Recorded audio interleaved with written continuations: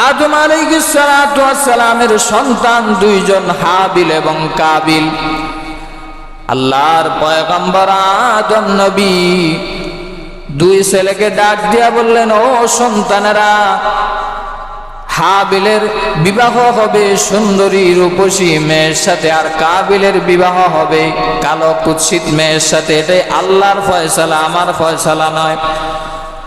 কাবিল ডাক দিয়া বলে, ও বাবা, এই ফয়সালা আমি মানি না, প্রয়োজনে আমার ভাইকে হত্যা করে আমি সুন্দরী বোনকে বিবাহ করব। জুড়ে বলেন নাউজুবিল্লাহ।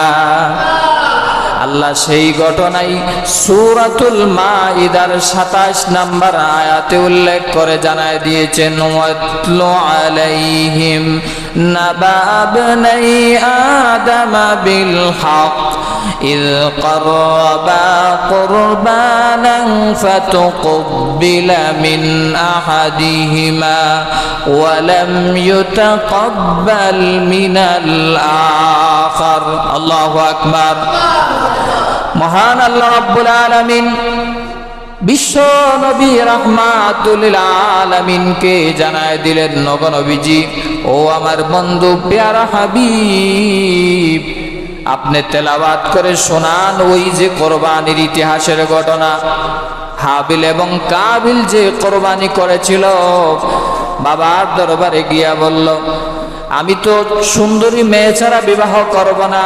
আল্লাহ জানায় দিলেন জিবরাইলের মারফতে, ও আদম নবী, আপনার সন্তান দুজনকে বলে দিন কোরবানি করার জন্য, যার কোরবানি আল্লাহর দরবারে কবুল হবে সেই সুন্দরী মেয়েকে বিবাহ করবে।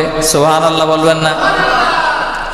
আমার বানারা ভাইয়েরা, হাবিল সে পশু পালন করত, মেষ চড়াতো।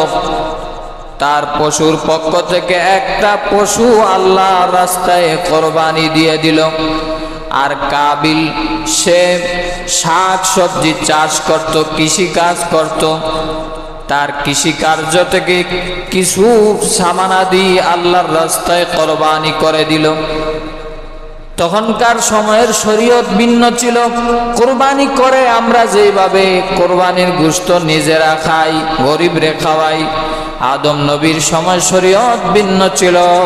চাটিয়াল ময়দানে কোরবানির পশু রেখে আসা হতো, আর আকাশ থেকে এসে যার কোরবানির যন্ত্র পশুটা জ্বালায় দিবে, তার কোরবানিটাই আরশের মালিক আল্লাহ কবুল করে নিবে। সুবহানাল্লাহ। এটা আদম নবীর শরীয়ত, মুহাম্মদুর রাসূলুল্লাহ শরীয়ত এটা না। আমার বানারা ভাইয়েরা, আল্লাহ রাব্বুল আলামিনের ফয়সালা তো প্রথম থেকেই আল্লাহ জানায় দিয়েছেন আদমকে প্রথম গর্ভের সন্তানের সাথে দ্বিতীয় গর্ভের সন্তানের বিবাহ দাও। এই মর্মে আল্লাহ হাবিলের কোরবানি কবুল করে নিলেন। হাবিলের পশু জবাই করাকে আকাশ থেকে অগ্নি স্ফুলিঙ্গ এসে জ্বালায় দিল, কোরবানি কবুল হয়ে গেল। অপরদিকে কাবিলের মাথা গরম হয়ে গেল, এত কষ্ট করে আমি ফসলাদি জমায়া আমি কোরবানি করলাম, কিন্তু আমার কোরবানি তো আল্লাহ কবুল করলো না। ডাক দিয়া বলে, ইয ক্বারবা কুরবানান ফাতুকবিলা মিন আহাদিহিমা ওয়া লাম ইউতাকাব্বাল মিনাল আখার। রে কাবিল, আল্লাহ রাব্বুল আলামিন তোমাকে ভালোবেসেছে, আমার বাবা আদম তোমাকে ভালোবেসেছে, এই জন্য আমার সুন্দরী বোনের সাথে তোমার বিবাহ ঠিক করেছে। এই আইন আমি মানি না, আসো এইদিকে আসো, আমি কাবিল তোমাকে নিজের হাতে হত্যা করব। নাউজুবিল্লাহ। বুদ্ধি দিতেছে মিস্টার ইবলিস। তখন সময় থেকে পৃথিবীতে সর্বপ্রথম হত্যা কার্য শুরু করে কাবিলে। এই জন্য হাদিস শরীফের ভিতরে এসেছে, পৃথিবীতে যত আকাম কুকাম হবে, হত্যা হবে, খারাপ কাজ হবে, এক ভাগ গুনাহ আদম নবীর ওই কুলাঙ্গার সন্তান কাবিল পাবে। কারণ তখন থেকেই শয়তানের ওয়াসওয়াসার মাধ্যমে স্টার্ট দিয়েছে কাবিল রে দিয়া। কাবিলে বলে, আমি কালো মেয়েকে বিয়ে করব না, সুন্দরী মেয়েকে বিবাহ করব, প্রয়োজনে তোমাকে আমি হত্যা করব। হাবিল কত সুন্দর উত্তর দিছে দেখেন। আমার বানারা ভাইরা, আদম আলাইহিস সালাতু ওয়াস সালামের প্রথম সন্তান হাবিল ডাক দিয়া বলে, ইন্নামা ইয়াতাকাব্বালুল্লাহু মিনাল মুত্তাকিন।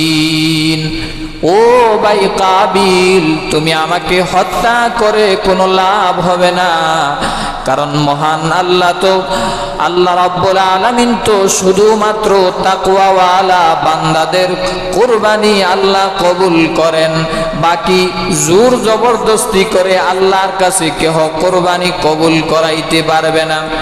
অর্থাৎ তাকওয়াওয়ালা যারা, একমাত্র আল্লাহকে খুশি করার জন্যে যারা কুরবানি করবে, তাদের কুরবানি আল্লাহ কবুল করবেন। সুতরাং তুমি আমাকে হত্যা করিও না।